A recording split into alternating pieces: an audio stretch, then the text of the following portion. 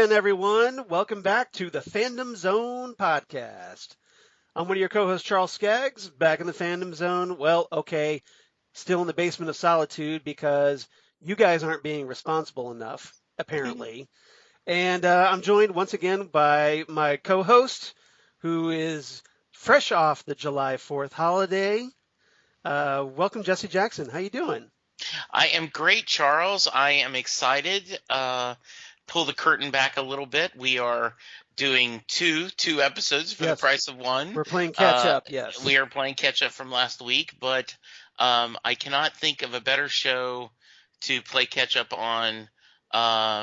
Really two good episodes of Stargirl, and we talked beforehand, but it was a good holiday Yes. for you and your family. Yeah, we had a good time. It was over this past week. It was my parents' 68th wedding anniversary, which is Very cool. pretty insane.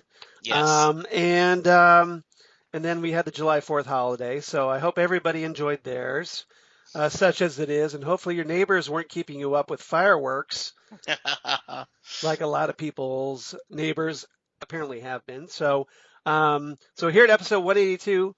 I'm sorry, Jesse. So you and your family had a good holiday before I get started in that. No, we did. We had a good holiday. As I shared, I'm watching Hamilton and understanding the genius of it.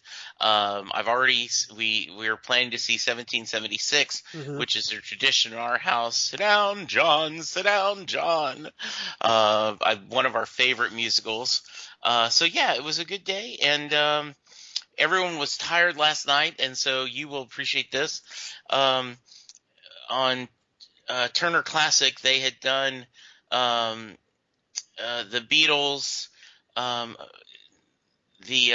Hard Day's Night. Yes, thank you. I'm drawing a blank. I was That's like, right. Yeah, and so I had not seen that probably in 20, 30 years, and I watched it last night and just adored it. It was Right. just so much fun. It was a great way to just kind of end the day. Yeah, it's a fun film.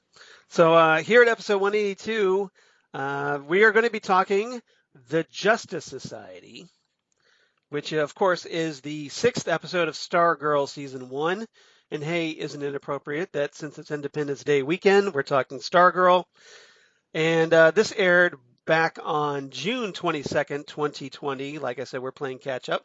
And they were written by Taylor Streets, directed by Christopher Manley, who's directed a couple of episodes of Doom Patrol. And I'm not familiar with Taylor Streets, though. And in this one, we finally get to see this new JSA in action and see them face off against a couple of classic Golden Age villains from DC Comics Golden Age, Sportsmaster and the Tigress.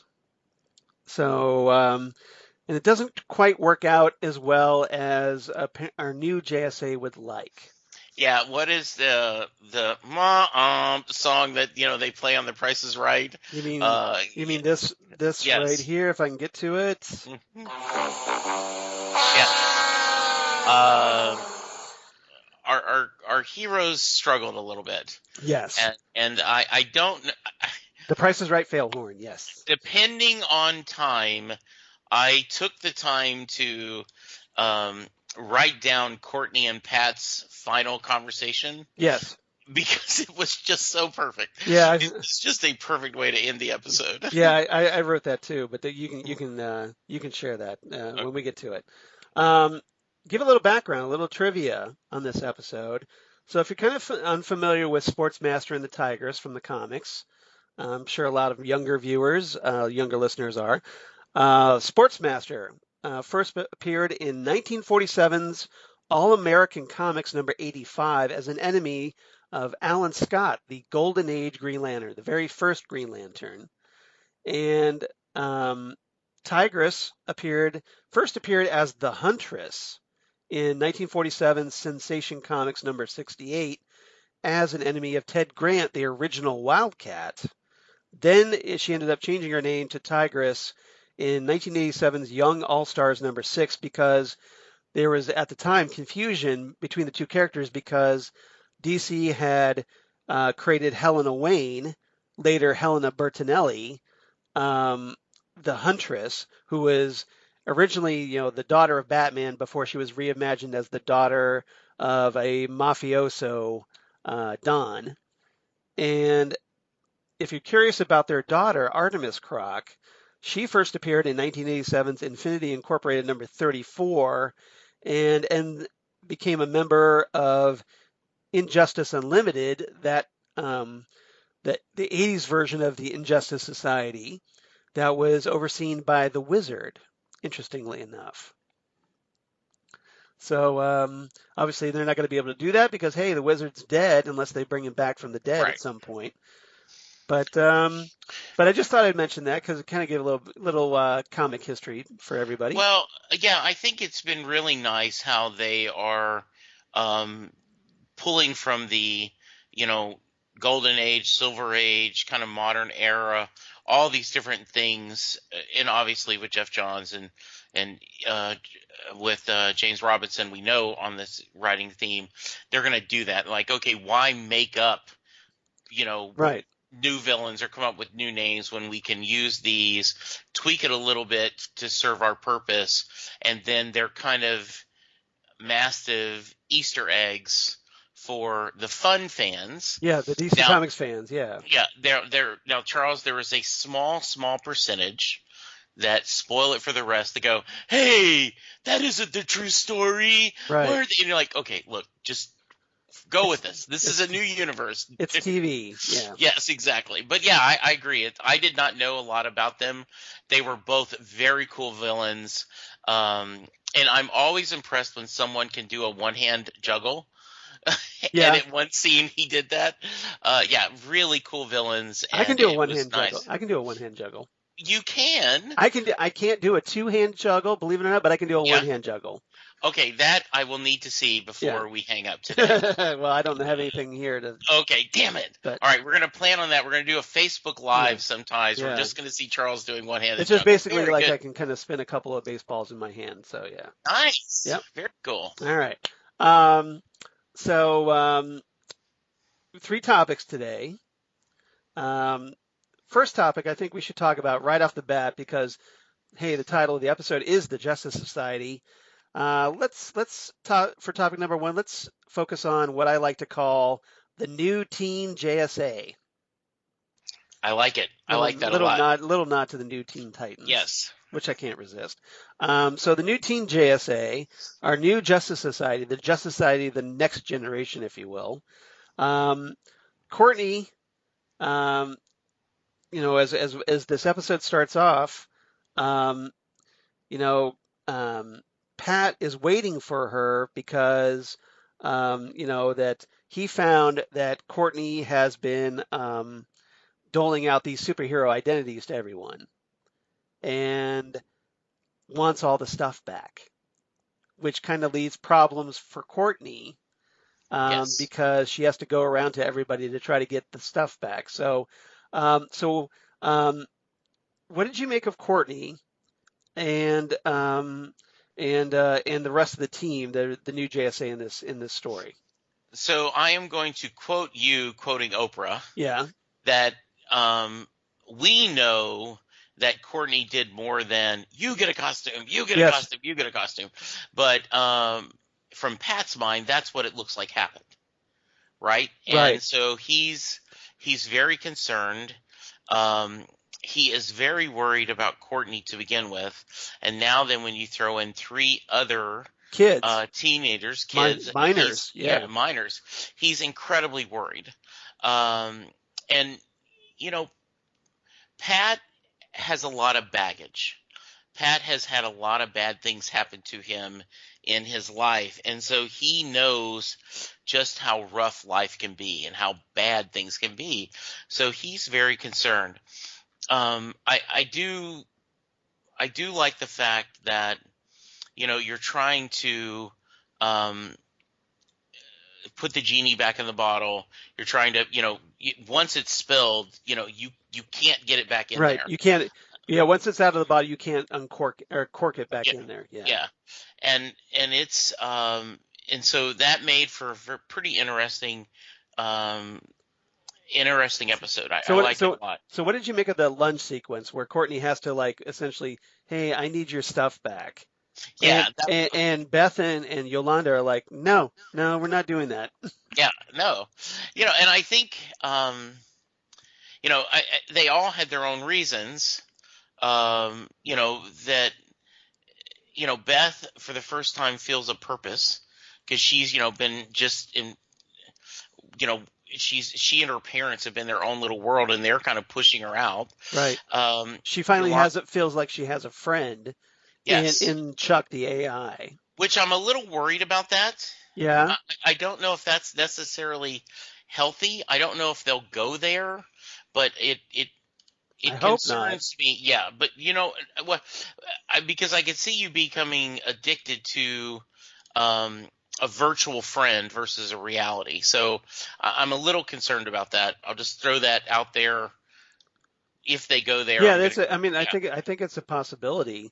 yeah, Especially since we've watched another episode after yeah, this, that she does have that kind of seems to be clinging to Chuck yes, as like it's she sees it as her friend, her lifeline, like her best yeah, friend right now, yes, more than the other JSA members, yes, which isn't exactly healthy. yes, Although she does hang out with the other JSA members, so she does get some social interaction. yeah, But she talks about how like she spends hours yeah. talking to Chuck, and and that can't be healthy. I agree. So I'm glad you're sharing my Yeah. concern No. about Yeah. the Yeah. area. Yeah, I do. I think there's a potential problem there. Yeah. Yeah. I think Rick making the point, hey, this was my dad's. I should have had this anyway. What do you mean? You're going to take something that belonged to my father? I Yeah. thought was a really good point.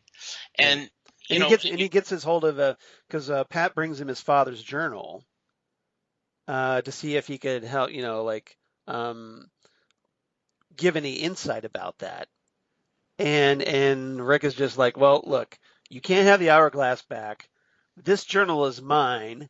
yeah, And and he's basically, he kind of calls out Pat. We'll talk more about Pat now in our second topic, but yeah, basically he calls him out as a worthless psychic who doesn't do anything.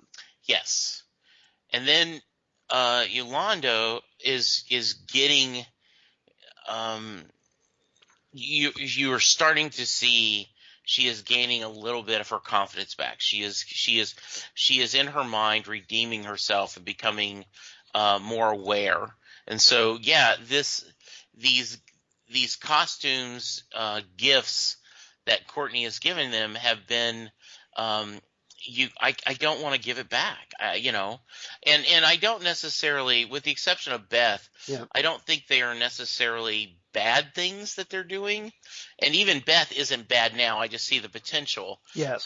So There's a potential for abuse there, I think. yes. Yeah. And so yeah, I thought that was interesting. You knew it was going to happen. And I think we'll get to this later, but um, they are. This almost feels like um, you had 3 or 4 people and you get a new game Yes. and you rip it off the cover, you throw it in the computer, you throw it in your system, you throw it out on the table, whatever it is, Yeah. and you're like, oh, we don't need to read the rules. Let's just start playing. I can't wait Yeah. to play. Right. And all of a sudden, no, you can't, or to even do music. I got all my musical instruments and we're going to try to perform together as a band, and we've done no rehearsal. We've done Yes. no quote unquote training, and it's a disaster. See, I think that's a great point because essentially what Courtney and the rest of the JSA, the new JSA, are doing here is the equivalent of, like you said, it's like a garage band. And they're essentially, instead of practicing for months on end before their first gig, they're just going out and playing a gig. Yes, And exactly. and as a result, it ends up becoming a disaster. Yeah. And it's only because Pat comes in and saves them. So Yes. let's talk about that a little bit. So they end up going to what's this communication company called Empire Enterprises, and the gamblers there. We'll talk more about the Injustice Society in another topic, but they go there and they each kind of have a little bit of skill to get inside. You know, Beth is, Yeah. especially Beth, who is able. Everybody's kind of wondering what Beth can contribute, I think, and then she ends up being the one who gets them inside the building, Right. proving her worth a little bit. And they end up running afoul of the Sportsmaster and the Huntress, and it basically becomes this great little superhero fight. Um, Essentially, what, in a parking lot or like right outside the building, Yeah. and And then one of them was inside, like it looked like a storage area or something, yeah, right? Like, yeah, the gambler was yeah. inside. Yeah, getting this information. When Yolanda and Tigress were playing, it looked like some kind of warehouse or something because Yeah, we had two separate fights going on, and then everyone ended up in the parking lot. yeah, Yes. yeah. You're right. You're right. Exactly. You're right about that. Because yeah, you're right. Wildcat was fighting Tigress Yeah. inside the building, and then it kind of spilled outside a Yeah. little bit. You're right. And so it's obvious from this point that this new version of the JSA has no teamwork skills. No. They don't know how to help one another during the fight. They're essentially like lashing out. Rick is, as our man, is going at it with brute strength.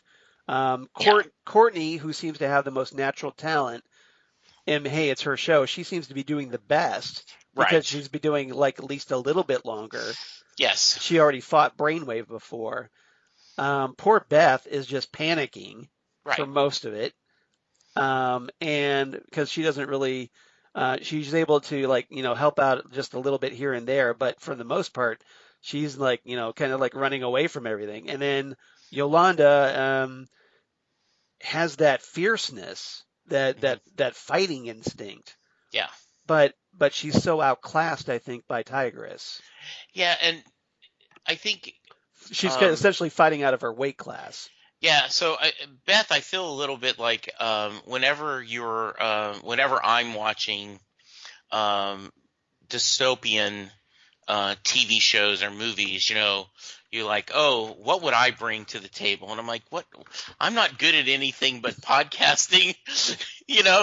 I'm a decent manager, Right. but like, I don't know how to fix anything or do electronic. I would be worthless as we're rebuilding society. You don't need a guy that knows all about Bruce Springsteen and is good at talking about Doctor Who in a future world. So Well, all Beth had, yeah. if this coronavirus ends up going, if we end up in the zombie apocalypse, you might want to like develop some skill sets. Thank you, Charles. That's a good advice. So and Beth, and I do think that um, Beth could learn how to be a strong teammate and offer advice and in a fight be available. But right now, all she knows is how to read a computer screen. Right. Basically, that's all the goggles are. And you're right. Rick is all about brute strength. He has no strategy. He has no tactical skills. It's just rage, really. yeah, it's Hulk smash. Yeah, To exactly. mix our comic universes for a minute. Yeah. But he isn't that strong. He isn't like the Hulk where, nothing can hurt him and he's just this force of fury. And Well, while, apparently he's strong enough to lift a car. yes, So he's kind of like Spider-Man strong, I think. yeah. And then certainly Yolanda as Wildcat, she has done some boxing but there's a world of difference between being in a Golden Gloves, ring with rules and sparring versus, in a knuckle, A knuckle dragger, yeah, like throwing down the gauntlets and really going yeah, at it for real. yeah. Yeah. And so, Like a street fight. There's practicing in a gym, and then there's the street fight. and as a storytelling device, I think this was needed. I think they did a really good job, Charles, of showing their cockiness, their enthusiasm. Hey, let's go get justice. Let's go get revenge. And to be fair, um, they thought they were going up against some middle-aged, overweight, card sharp. Right. Yeah, which we later know that the gambler is actually more dangerous than that. Yes. But in their mind, this guy is just, he's good at calculating odds. Yeah. You know, Big deal, yeah, right? big deal. We can take him. There's four of us. So I think it was the right step to bring down their cockiness a little bit, and a huge step that all teams have to do. No matter what, if it's a sports movie or a superhero movie, there is that point, and I think in real life, that you have to learn that the sum of the parts can be more than the individual, only if you work together. Yeah, I mean, like you said, it's a kind of a common theme in those kind of movies where the hero or heroine, initially just goes just all out, feeling confident, overconfident, Yeah. and usually ends up getting their butts handed to them by the bad guy, and has to kind of recover from that, and Yeah. then and kind of practice a little bit. You occasionally get those training montages, Yes. and and then eventually they get stronger. They get they're more skillful, and then they come back, and because of this, they win the day. So Which is probably like the plot of every Rocky movie ever. Yes, and I'm now, by you saying training montage, I'm thinking of Team America. Yes, yeah, the montage. That's exactly what I was thinking of. I knew you were. Gonna have a montage. Absolutely. So yeah, that's kind of what I was thinking of. But that's essentially what happens, though. In that cliched storytelling. So, but also I think it serves the purpose. It gets the team, like you said, to take a step back, but it also steers them toward accepting Pat, and what he brings to the table. And I agree. I think it's a good point, Charles, to mention. While this may be a cliche, there's a reason why it's a cliche. It's because it happens. And I certainly don't feel like this was a cliche episode. I thought it was a necessary episode to see. And I thought I liked the way that this was moving forward. So I will. I'll save it. I'll save it for later. Yeah. Okay. But yeah, it's just it was that like you said, I think it was something that was needed because Yes, you had young people that just get a whole bunch of superpowers, and their instincts are going to be like, well, hey, let's go up and beat up bad guys. Yes. And the reality of the situation is much more different. So if this had happened in the real world, yeah, they probably would have gotten in trouble. And because of their inexperience, and it kind of forces them to take a step back a little bit. So we'll see how that plays out.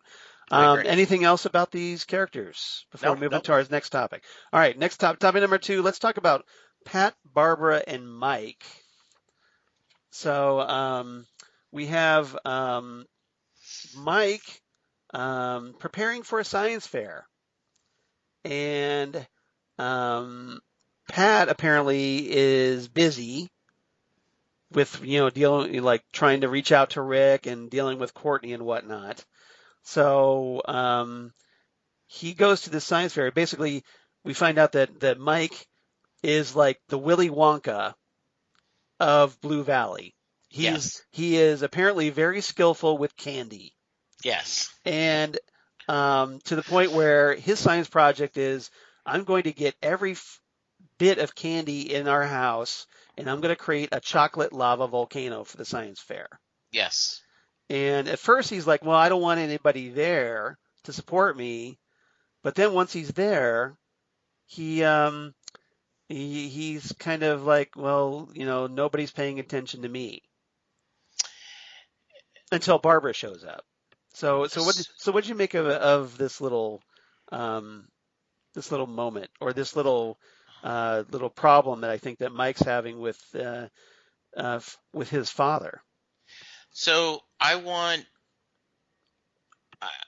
we will talk more about this when we do our next episode. I understand. So let's put there's a lot I want to say, but I want to keep it in context. Yeah. So well, we could talk about Mike and Barbara if you yeah, want. exactly. Yeah.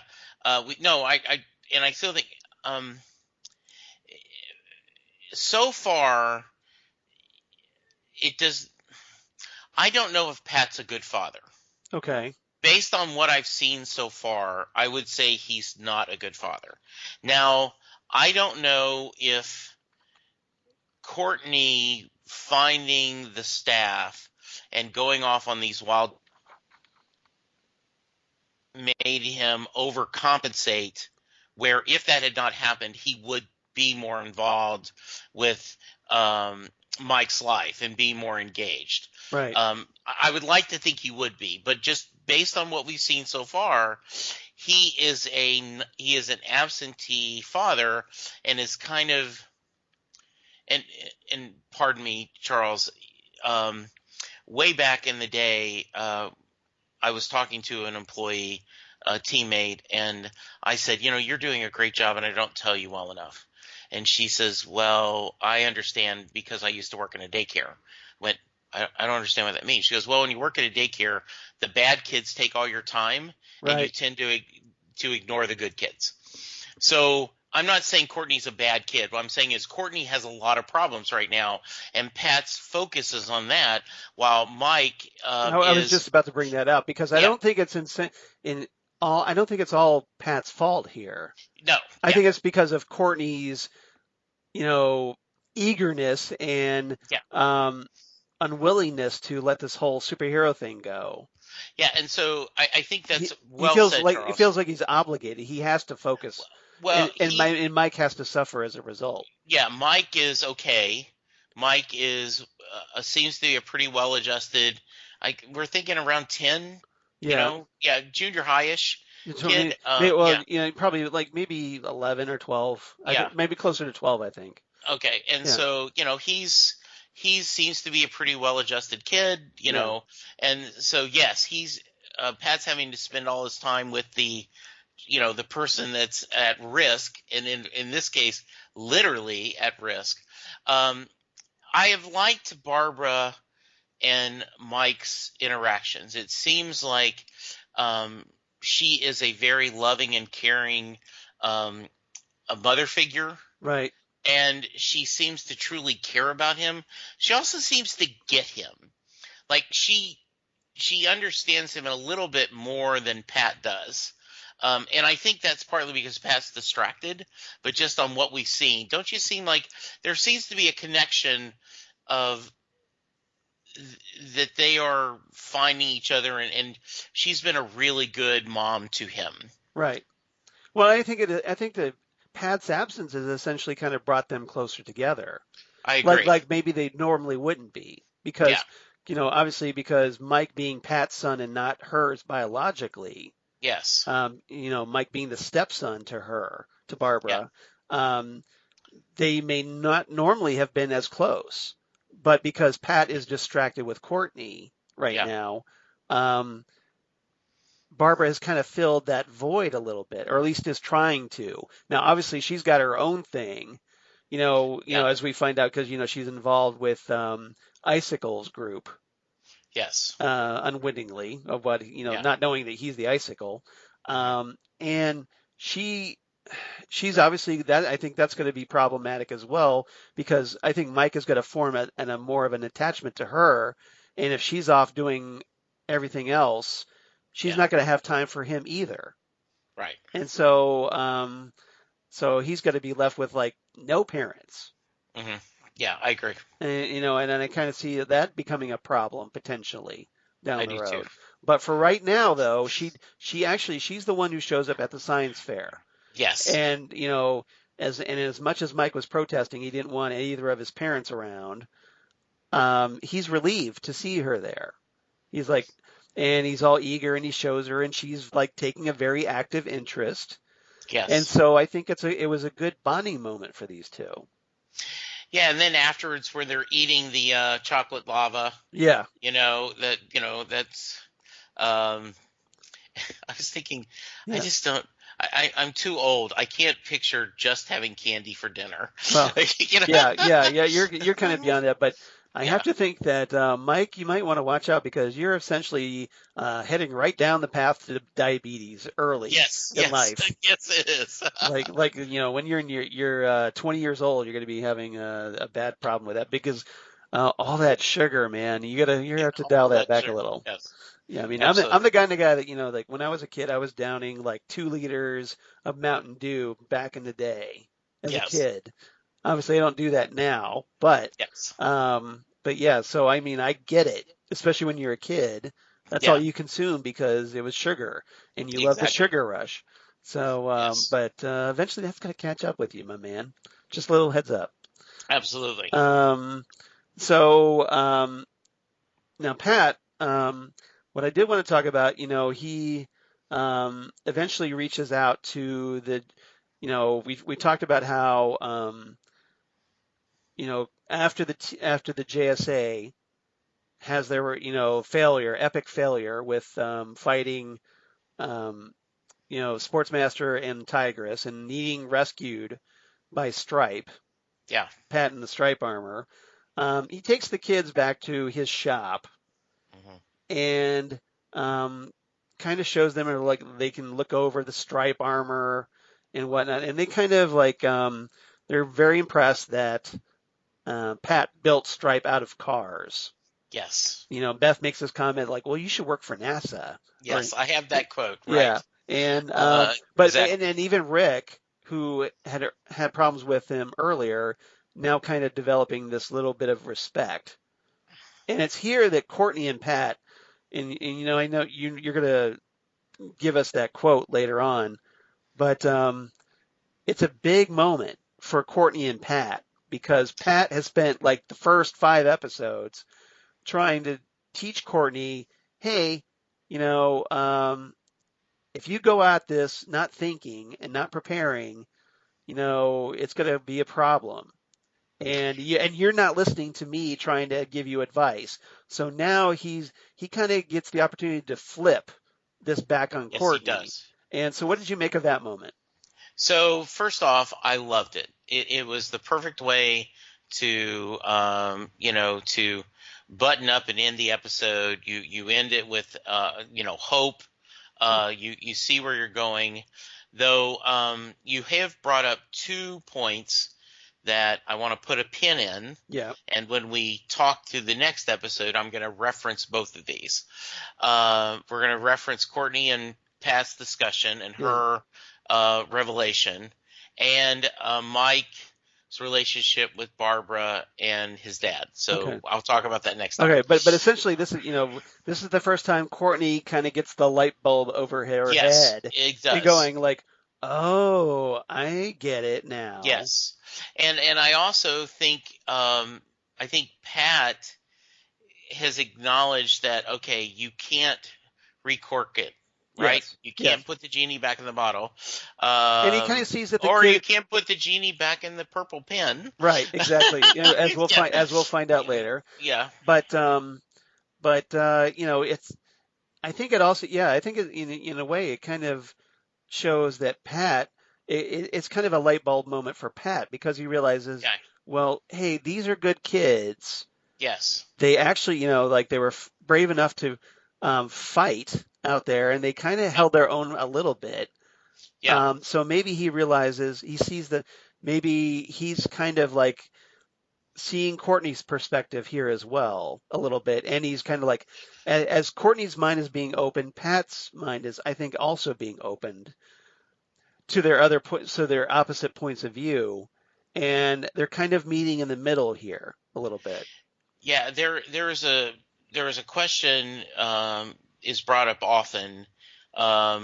You're a baseball scout and you watch two prospects run from home base to first base, and one of them has horrible form and one of them has perfect form. They both get at the first base at the same time. Which one do you draft? You draft the one with horrible form because when you give them good form, they should be even faster. Right. I think he's seeing, with no training, no guidance, no experience, okay, they didn't get themselves killed. They got in a few points. If I can take them I do think if he could I turn back time, I can work with them. yeah, I can work with him. If he could, he would definitely change this back. But he's accepted the fact he can't. So, okay, since we're going to be on this ride anyway, let me show you the right way to do it, and let me we might be able to do some good, and I can keep you guys safe. Exactly. So, Yeah. So I like it. I think that was a really nice. Yeah, that was a nice bottle to the episode. It's kind of a good breakthrough moment for both of them. I agree. I think well said. Okay. All right. So, anything else about these characters? No. All right. I love. Topic number 3. Let's talk about the ISA, the Injustice Society of America.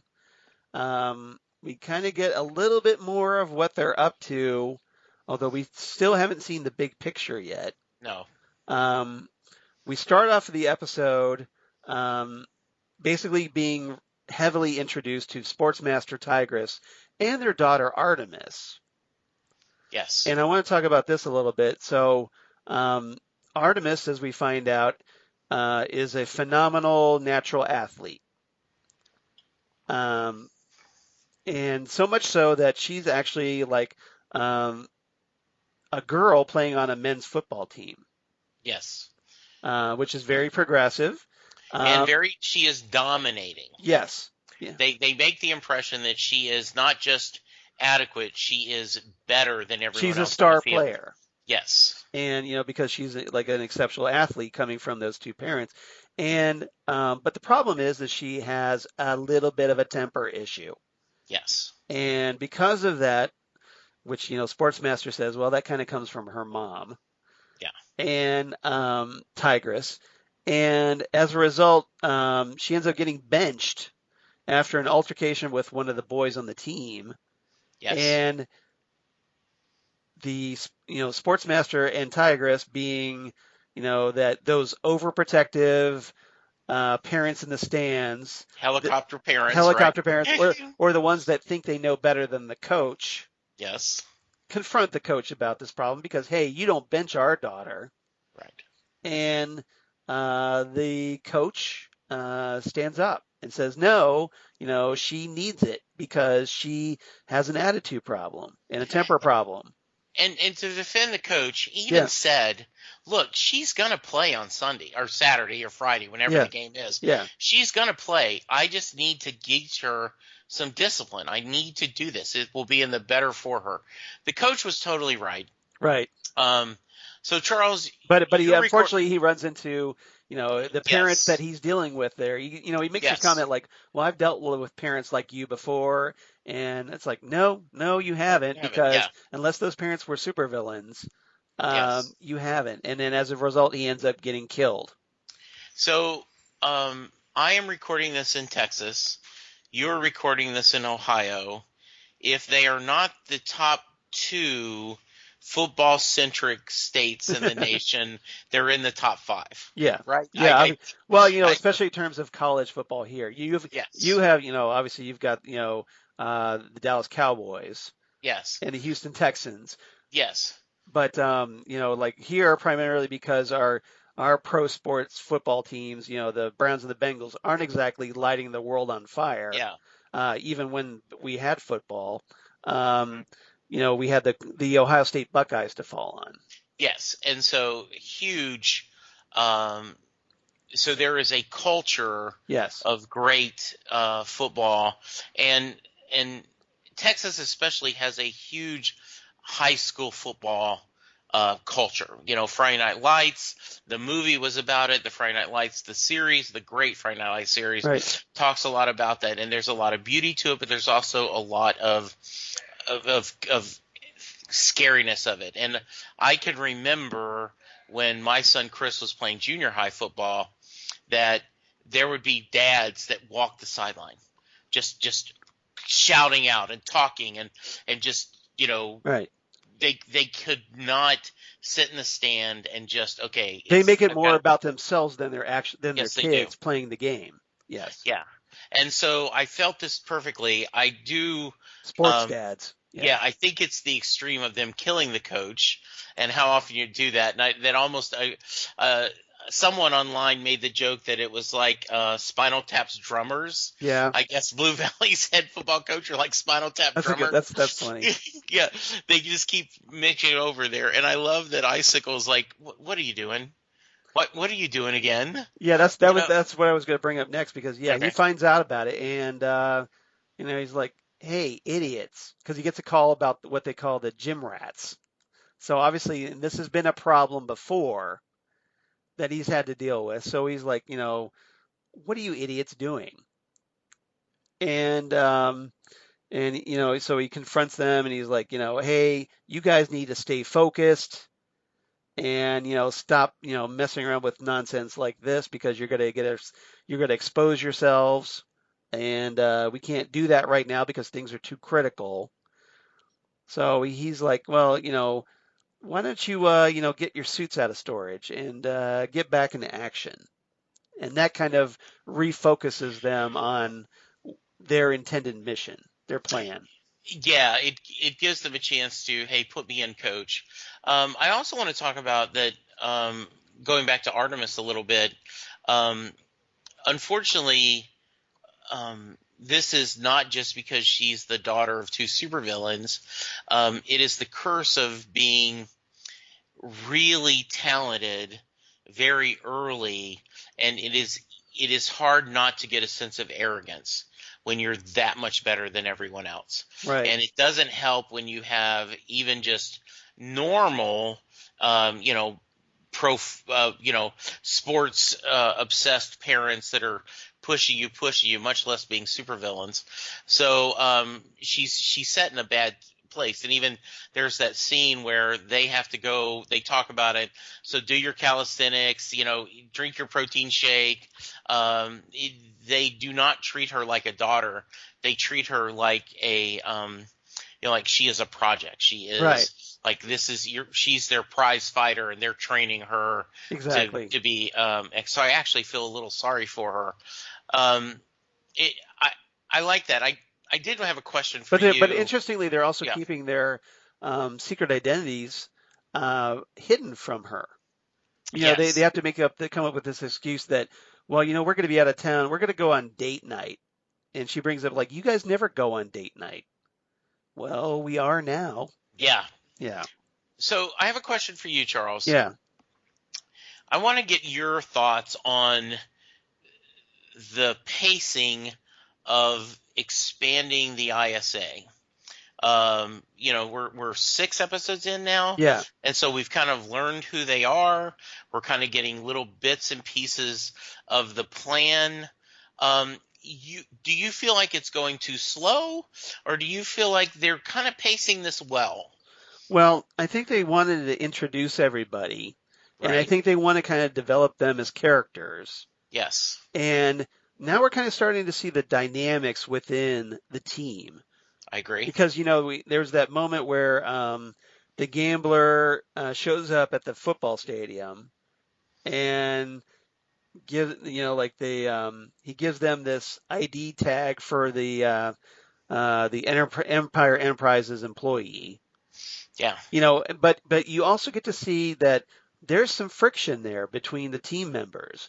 Yes. Because the gambler walks in, he's like eating a hot dog or something, and he throws the wrapper on the floor Right. on the ground, and that annoys Sportsmaster and Tigress. Like, we pride ourselves in keeping a clean stadium or whatnot. Yes, and they make him pick it up. Right, they make him pick it up, so you can see that there's some tension there. Yes. And I think ultimately that will be their undoing. Is that because. And this is kind of why supervillain groups don't work as well, is because, hey, supervillains are generally looking out for themselves. They do not play well with others. They don't. So I get the implication, Right. and I'll flat say it. I like the pacing. I think they have Yeah. done a great job of. I was gonna get to that. Okay. Sorry. Go ahead. But my point is that they I think right now they wanted to focus on the dynamics. So the plan, I don't think it really matters until we get to the season finale, which obviously this is building up to. Because I remember like in Buffy season 3 with the mayor, like he had a plan, and they didn't really reveal that until we had no idea what he was up to until the very end. and then it's just like, oh wow. So I think they're saving it for like this big shock of what they're doing. But they obviously have to have them doing something. They just don't want to tip their hands too early Yeah, I really like this. I love that we are really getting to know the villains. as characters. Yes, as characters. The good and the bad. I like the idea that they're concerned about the JSA, but they're also not too worried about this JSA light. Yeah. Part two, and they're not. Oh, there's nothing to be worried about. There's some cockiness. You see that poor, and I don't mean that. I don't know why. Yeah. Poor Icicle, but I'm saying Yeah. Icicle has his hands full trying to keep everyone Yeah. go there. But he also wants to find out who this new JSA is now that they've kind of tipped their hand. Yeah. And after that battle with Sportsmaster and Tigress, I keep calling her Huntress. He's like, okay, this is something else we need to pay attention to. And it's at the very end of the episode when they're having that kind of get together, like we got to figure out who they are, and we'll, they talk about they need Brainwave, and that we thought Mozart was going to get him back. Right. Meeting Anaya, yeah. Yeah, and did you catch that line? Your husband could have. Yes. So implied that she was the wife of the original fiddler. Right. Which I thought was a nice reveal. I just have really enjoyed the villains and they've gotten their own pacing and their own story. So while they're already established, we don't know them. So they've slowly opened the doors and kind of let us meet the characters, kind of learn their motivation, what's going on, at the same time where the main storyline is Courtney and her friends coming together and building a team. So it's been two storytellings, and I really think they've done a great job of mixing the two. Yeah, I think so too. And one other thing I did want to mention really quickly is that we got a little scene earlier with Icicle and Icicle Jr., as it turns out, because, Cameron McKent, Icicle's son, they kind of go out to this cafe or something celebrating their mom's birthday, or Cameron's mom's birthday, Jordan's wife. And Cameron blows out a cake, and if you noticed, you got to kind of see that little freeze breath a little bit come out of his mouth, revealing and confirming that, yes, he does have powers just like his father. So That was a really lovely scene. Mm-hmm. It is always nice to see your big bad care about something besides just himself and his plan. And I also, let's look at the gym rats, how they treated a civilian. While notice, and I don't think it's just because he was there with his son. He truly was he knew the waitress was trying to do something kind. Right. And so he said, no, that's good. We should celebrate. Or do you think he was just trying to keep his cool, pardon the pun, because his son was there? I hope, and I am, because he I thought he kind of glared at the waitress a little bit. I would have to rewatch it. Yeah. Because I was worried for the waitress, and I thought, is later he going to go back and kill the waitress? Right. Because when he's not in front of his son. But it seemed to be, while he may have had a moment, you touched something painful, very quickly he went, no, this is something my son and I can share. She was doing something nice. And she was the waitress was so apologetic. Oh, I'm so sorry. I didn't, I was trying to do something nice, and I didn't mean to bring back painful memories.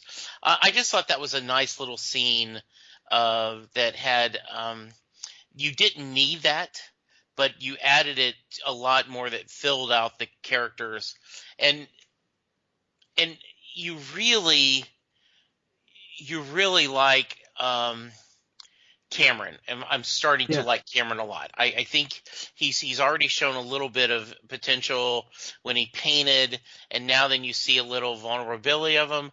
I like this character, and I'm looking forward to see what they do more with him. Yeah, and obviously we're going to get more of him in our next episode, so Absolutely. we'll talk about that then. All right. Anything else about this episode you want to talk about? No, I liked it. I liked it a lot. All right. So favorite quotes. I know you've got a big one, Yeah, so but do you you go have? ahead and do. Yeah, go ahead. I have one short one, and you mentioned it already, Yeah. but Our Man, there's no way he built this out of cars. And Wildcat, more like 20 cars. And Dr. Midnight, Pat should work for NASA. And then Rick, aka Iron Man, I guess Court was right. There is more to Pat than we thought. I just thought that was a great scene where they're just staring at the robot, Right. like awe. So yes. Well, it is pretty impressive. So yeah. It is. Let's see here. Icicle with Sportsmaster and Tigress, where he's basically calling them out about killing yet another coach. And Icicle's like, "What is this? You like the third coach in 2 seasons?" And Sportsmaster replies, "Hey, the jerk had it coming. Besides, the way I hear it, the last coach, he left town, and the one before that." And Tigress interrupts and says, "Accident with a riding mower. It was tragic." Yes. So I thought that was good. Mike with Courtney, where he's pleading with nobody to come visit him at the science fair. He's like, no, please, nobody come. No one's parents are going to be there, and I don't want to look like some nerd. And Courtney right there goes, too late. That was great. That was really nice. And then yes. Pat with Courtney. This will be my last one. Pat with Courtney. Pat says, "You've obviously started." And Courtney says, "I've started starting." Yes, I love that line because she's at least aware enough. She's not quite there yet, but she has started starting. Well said. Absolutely. All right. So go ahead and do your big quote. Yeah. So, it's after the scene, and if you've watched the episode, you know what I'm talking about. But I just loved it. They're off. They're kind of up. They're up in a little bitty like overview. You can see the floor, like a the loft shop type area. Yeah. You would never believe them, Pat. I had a plan to stick together, and we would nab the gambler, and we would interrogate him. They didn't do any of it. They didn't listen to a single word I said. Pat, seriously? Courtney, serious. Pat, what? Like it went into one ear and out the other? And it seems to me... Right out the other, she says. Yeah, right. Based on what you're telling me, that you were trying to help them. Courtney, I'm just trying to help them. Pat, I mean, that's got to be frustrating. Courtney, so frustrating. And Pat, even a little bit annoying. Courtney, a little annoying. A lot annoying, yeah. Yeah. And Courtney, they're going to get themselves killed. And Pat, yeah. I mean, that's my sentiment exactly. And then the silence, and it's perfect. And Courtney, I see what you did there. Pat, yeah, I feel for you. And then they go on to say he's going to help them. But I just love that exchange. Because he's looking there going, you don't get this at all, do you? It was perfect. All right. So ratings. Do you want to go first or you want me to go first? You go first. Okay. I'm going to give this one. I like this one a lot. A lot of great character development. A lot of good breakthroughs, good character breakthroughs. So I'm giving this one 8.5 out of 10 chocolate volcanoes. I was going to give the exact same rating, so I will go 8.5 one-handed juggles. Sorry to steal your. No, that's fine. Sorry to steal your chocolate thunder. Well, usually I go first, so you always have to have a backup. So I thought that was fair. This is really a good episode. I enjoyed it a lot, and this series continues just to really be doing a good thing. Yeah.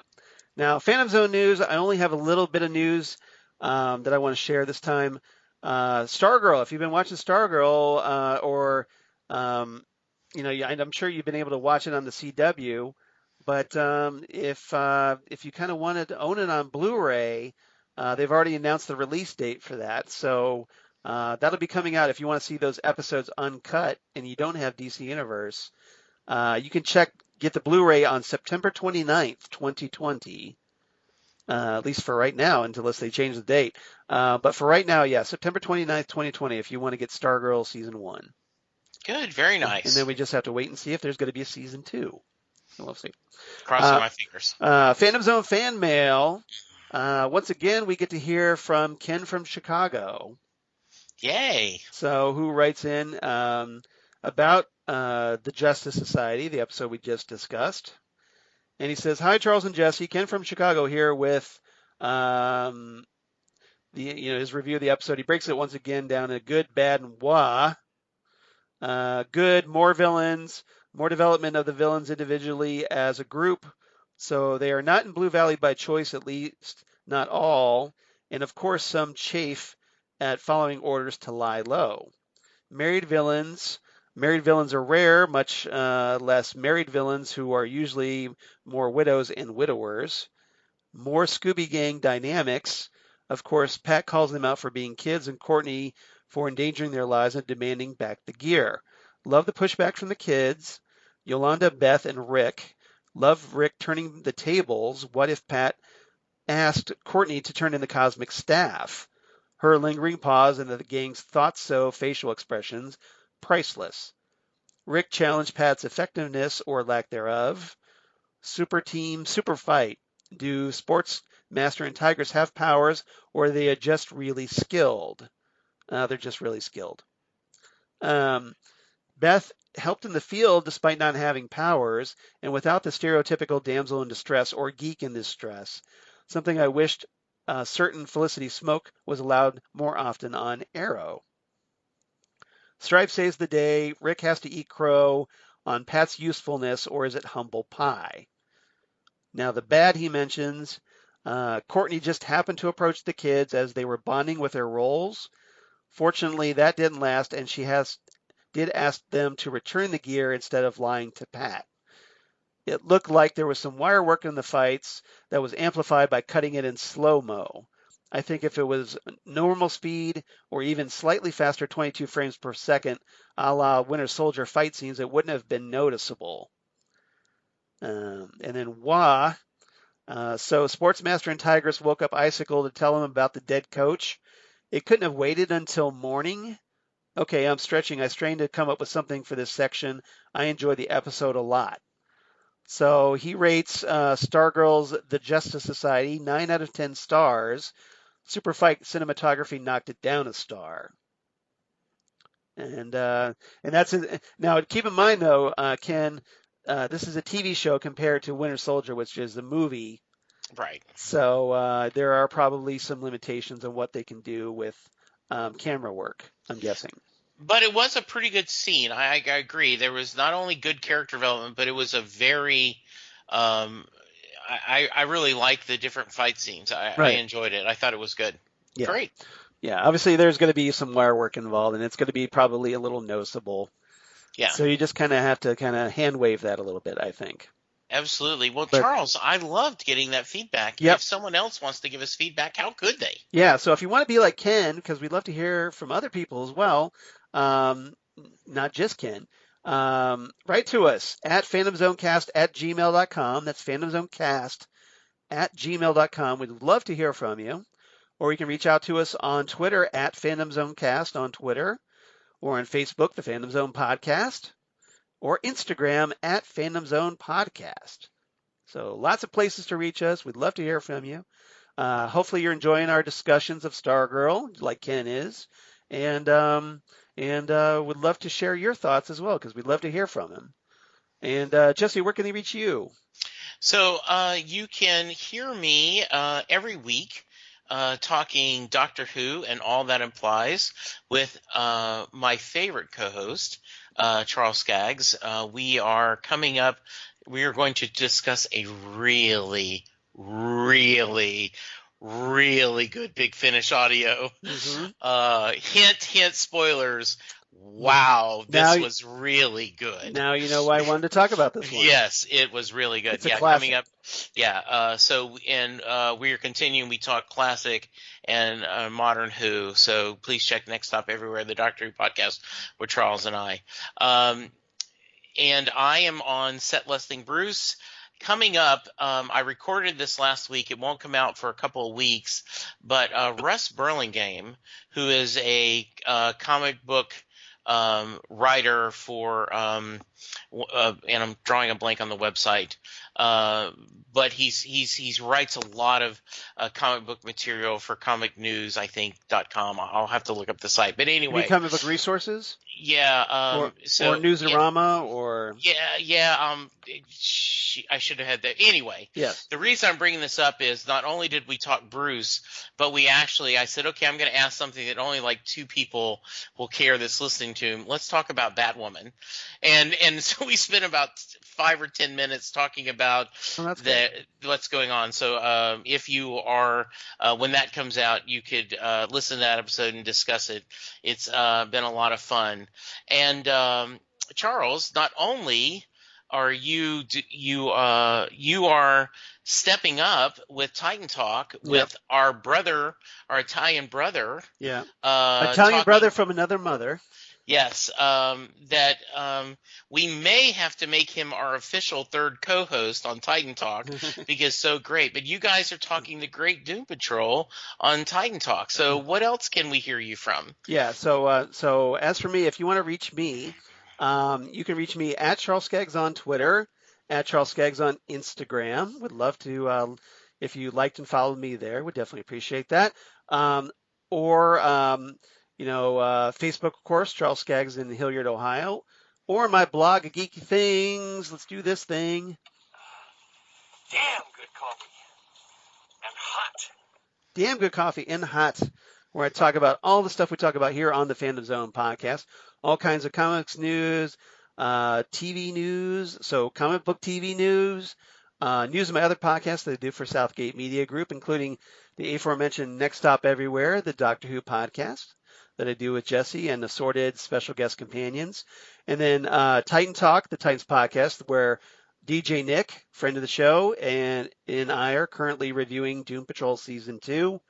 And Ghostwood, the Twin Peaks podcast they're doing with Zan Sprouse, wife of comic book artist Chris Sprouse, where we talk about all things Twin Peaks and David Lynch. And we just finished our commentaries for the recent 2017 Showtime revival of Twin Peaks, aka Twin Peaks Season 3.